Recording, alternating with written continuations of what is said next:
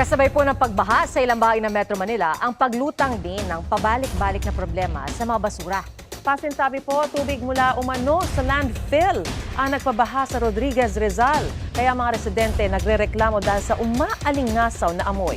Pinasok ng baha ang mga bahay pati na ang ilang kulungan ng baboy. Ang baha may kasama pang mga basura. Pinerwisyo ng masamang panahon ang Mandaluyong. Naglutangan ng mga basura at may mga patay pandaga. Libo-libong mga basura ang nagtatapos sa ating mga ilog, dagat at ating mga lansangan. Isa ito sa mga suliraning pangkalikasan na kinakaharap ng Pilipinas ngayon.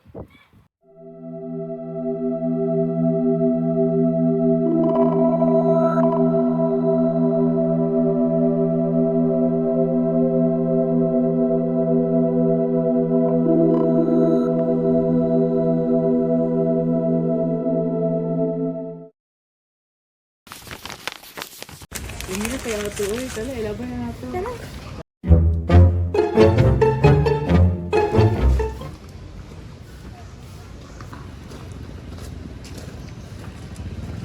Wala, hali ilabay. Lagi, pariya naman sila pasurahan. Uy, dari na lang ko, big. Ginawa ko green. Ikaw kay Ay, sige, black dali na lang ko kay black. Sige.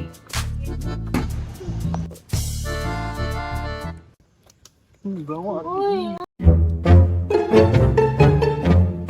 Kung dito man tayo nyo gilabay sa paper o sa residual randomly, yung mga trash. You know na sa paper, dapat paper yun, aron tarong masegregate ng mga garbage. Tapos sa residual, kanami yung specific na hindi na to i-recycle. Sunod ha, kaya ayun, sunod buhata, naka-indicate man dire ko nga dapat okay. Ano nakasap? Ano lang pa? Lagi, ati, wala ko kabantay. Yan ang ka importante nga mag-segregate, no? Important kayo, nakita ko sa news before na naay natulo kay gibutang niya sa bottles and this dili sa bottles to nabutang. Oo, nga na yun ang epekto sa itong nabuhat. Pero it's okay, okay. At least karon kabalo na ta because of ate. Tapos, we will not do the same mistake. Okay? Yes. So tara, ato na ta.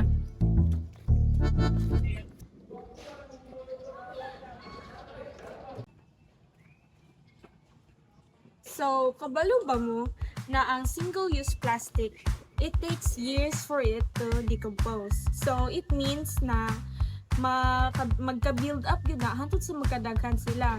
So, as Filipinos, we use lots of single-use plastics.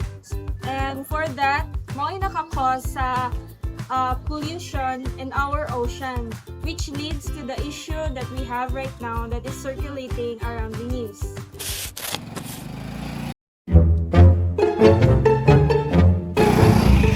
May mga tao talagang kahit saan tumatapon ng basura, kaya isa ito sa naging sanhi kung bakit tayo binabaha ngayon.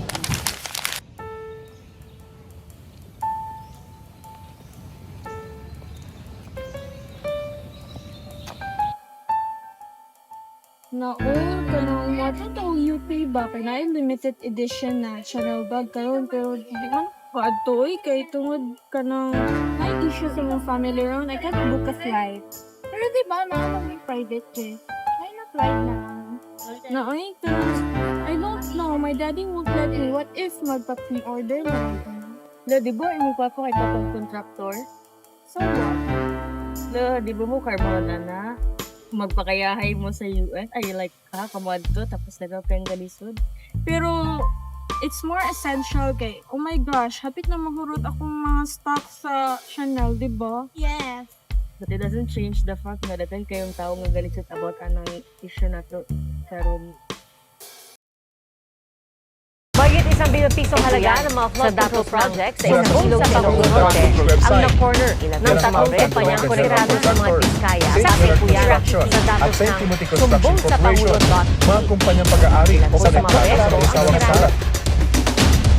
Isa sa mga hindi gaanong napapansin, ngunit malalaking sanhi ng polusyon sa ating dagat ay ang korupsyon. Kapag ang pondo para sa proyekto sa flood control ay hindi nagagamit ng tama, napapabayaan ang mga daluyan ng tubig. Dahil dito, naiipon ang basura sa mga estero at ilog at kalaunan ay tinatangay ito papunta sa dagat.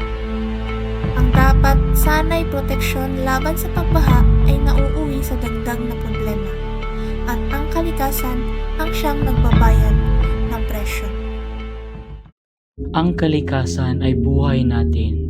Kapag iningatan natin ito, even in small ways like picking up trash, malaki ang epekto sa ating kinabukasan.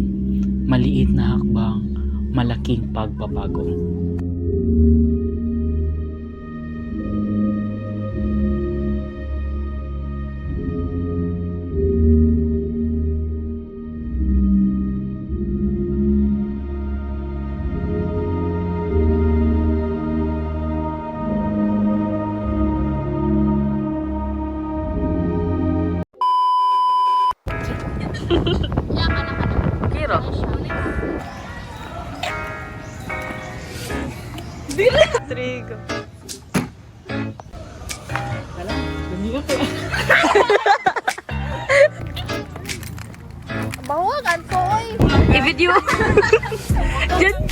Dilada ng mga basura ang matatapon sa ating mga ilog.